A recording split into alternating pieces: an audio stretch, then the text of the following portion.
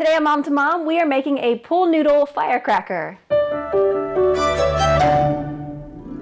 This 4th of July, if you are having a kids party, a pool party, or just cooking or grilling outside, we've got the perfect pool noodle firecracker that makes a great decoration for the tables, around the food, and it's very inexpensive. You can get all your supplies at Dollar Tree and it'll probably cost you about $6, $7. So what you're gonna need are some pool noodles.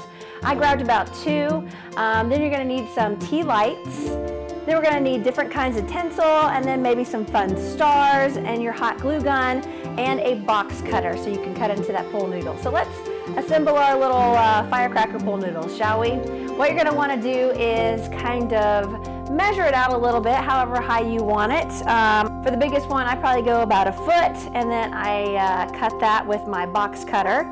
Once I have that assembled, then I take my other pool noodle and I kind of make it just maybe 1 inch or 2, a little bit shorter than the tallest one, and then you kind of do that with the 3rd one. You just want to kind of stagger it a little bit.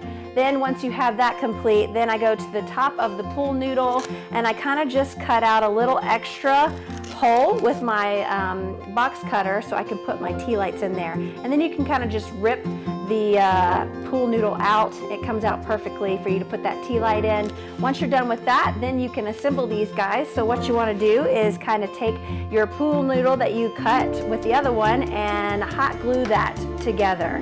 And you'll just keep repeating that until you have all 3 together. Then you can start decorating. I put a little tinsel around the bottom. I hot glued some stars on, and then I took this star tinsel, cut it in half, and I kind of just stuck it in between the pool noodles to make it look like a firecracker. It's just a fun little activity and your kids will love doing it as well. If you try this, we'd love to see those pictures. You can post them to our Mom to Mom Facebook page, and we'll see you on the next Mom to Mom.